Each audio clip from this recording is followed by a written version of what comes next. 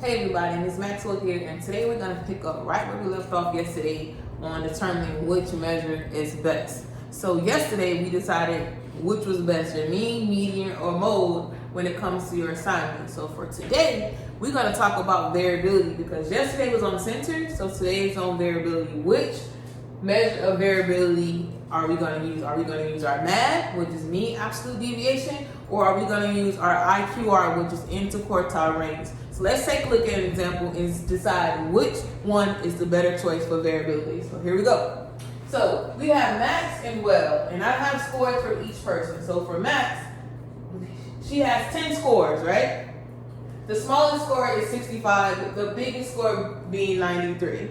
For Well, he has 80 being the biggest score, with the largest score being 80. 80 being the smallest score, and 88 being the largest. So let's determine when we would use MAD and when we would use IQR. So just a refresher, MAD is mean absolute deviation. That's simply adding up all your deviations and then dividing by the total value in that particular set. And IQR is simply finding the difference between quartile 3 and quartile 1. So let's go. So for Max, 65 is considered a what? Learned this yesterday. An outlier because it's completely different from all these other numbers in the set. So that is going to be your hint, letting you know which measure of variability you should use. If you come across a data set and it has an outlier, you always want to use IQR. And that's because anytime there's an outlier with an IQR, that means we're going to be using your median as your appropriate center. So they go hand in hand. So if you use a median, you should be using IQR. If you're using mean, that means you should be using MAD. That's right. So let's solve for IQR when it comes to math. Here we go. So 65, 87, 87, 88, 90, 91, 92, 93, 93. So those are all max scores. So to find IQR, as you remember, we simply have to first find all the quartiles. Quartile 1, quartile 2, and quartile 3. So to find quartile 2, because that is our median, we simply have to order our numbers from least to greatest and find the middle number. So here we go. So we'll have 65, 87, 87, 88, 90, 91, 92, 93, 93, and 93. And you know you can simply do this by crossing out, right? So 65, 93, 87, 87, and then we have two numbers in the middle, right? So I have 90 and 91. So if we add those together, we get 181, and then we divide that by 2. So 2 goes into 18 how many times? That's 9 times, that's 18. 0, 1, I'm going to add a decimal, bring that down, 0, so 90.5. So our median, or quartile 2, is equal to 90.5. So these numbers here and these numbers here will give us quartile 1 and quartile 3. So quartile 1 is going to, of course, be the lower set, and then quartile 3 is, of course, going to be the higher set. So here we go. So our middle number, 87, and they're the same, so that stays the same. 87. Quartile 3, our middle numbers are the same as well, so that's going to be 93. So the IQR is simply Q3 minus Q1. Then we do our substitution. So we substitute our numbers for the variables. So 93 minus 87. 93 minus 87 is going to give me 6.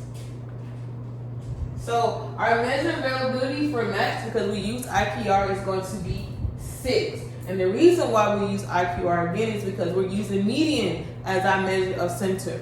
Now when it comes to MAD, we're using our mean. So you know your mean, then you should be able to know your MAD, right? So to find MAD, we have to find the absolute deviation of all of our numbers, right? So let's first find our mean. It's going to give me what?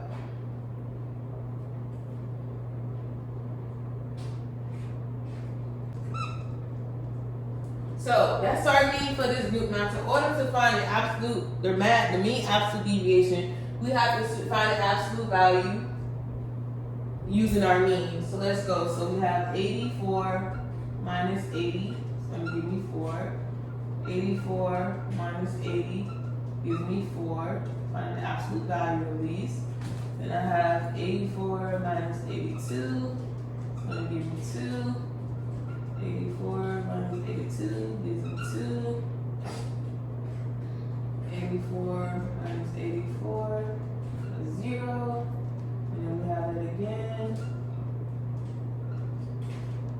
And I have 86 minus 84 gives me 2. I have this twice. And then I have 88 twice.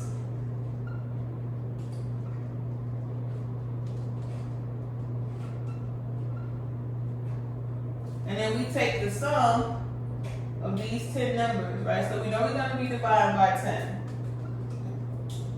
So 4 plus 4 gives me 8. 8 plus 2 gives me 10. 10 plus 2 gives me 12. 12 plus 2 gives me 14. 14 plus 2 gives me 16. And then 16 plus 8 gives me 24. Even though those two number zeros don't count, we still have to factor them into our total sum, right? So I'm sorry, not sum, total amount of numbers. So 24 divided by 10. So 10 going 24 2 times. That's 20. 4. We have a remainder. We can't have a remainder, so we add a 0.0. Bring it down a decimal. So 10 going 44 times. 40 0. So our MAD is simply 24 over 10 gives me 2.4.